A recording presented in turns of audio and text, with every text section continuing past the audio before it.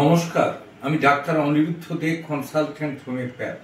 আজকে আমার ইউটিউব চ্যানেলে ক্রকাস স্যাটিভাস নিয়ে আলোচনা করব। এখনো যারা আপনারা আমার চ্যানেল সাবস্ক্রাইব করেননি তাদেরকে চ্যানেলটি সাবস্ক্রাইব করার অনুরোধ করছি এবং ভিডিওগুলি শেষ পর্যন্ত দেখার জন্য আবেদন করছি। প্রয়োজনে 9434183198 যোগাযোগ করার জন্য বলে রাখছি। ক্রকাস স্যাটিভাস এটা এমন লক্ষণযুক্ত ওষুধ যেটা রোগী প্রচন্ড মুডি হয়। যখন সে ভালো থাকে, প্রচন্ড আনন্দে থাকে, এখে ওখে ওর কাছে যে কিস করতে চায়, বাচ্চাদের কোলে নিয়ে আদর করে, আবার খানিক পরে তার মুড চেঞ্জ হয়ে গেলে টু মাচ ভায়োলেন্ট হয় এবং আগে যে কাণ্ডগুলো ঘটিয়েছিল তার বিপরীত কাজ সে করতে থাকে।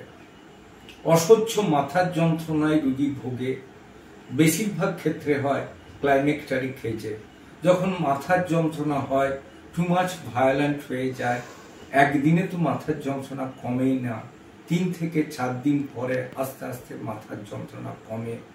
তার কারণ হচ্ছে তার ইরিটেবিলিটি বা মেন্টাল প্রেশার। ব্লিডিং হয়, কিন্তু সেটা কিভাবে হয়?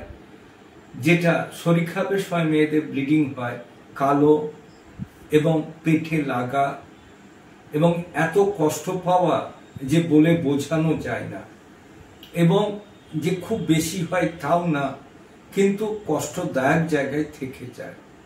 আবার অনেক সময় নাক দিয়ে রক্ত পড়ে, সে রক্তও কিন্তু টকটকে লাল নয়, কালচে টাইপের, এবং নাক ঝাড়তে গেলে যেটা পড়তে থাকে সেটা যেন একদিকটা একটা পয়েন্ট যেন নাকে রয়ে যায় আর অপর দিকটা যেন মাটিতে চলে আসছে।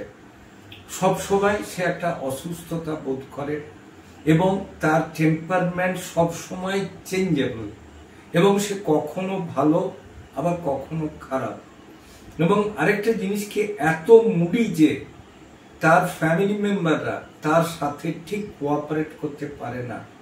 আরেকটা ব্যাপার আমরা যেটা বলতে চাই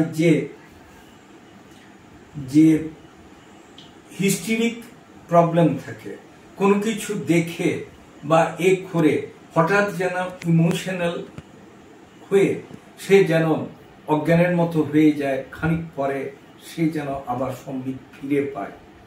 এই সমস্ত লক্ষণ আমরা যদি দেখি তাহলে ক্রকাস স্যাটিভাস আমরা চিন্তা করতে পারি। তবে কখনোই নিজের রোগের নাম, লক্ষণ, ওষুধ জেনে প্রয়োগ না করে কোনো ডাক্তারবাবুর পরামর্শ মতো চললে আপনি ভালো কাজ পাবেন। আমার চ্যানেল যদি আপনাদের ভালো লাগে অবশ্যই লাইক করুন, শেয়ার করুন, কমেন্ট করুন, সাবস্ক্রাইব করুন। প্রয়োজনে 9434183198 যোগাযোগ করুন। ভালো থাকুন, সুস্থ থাকুন।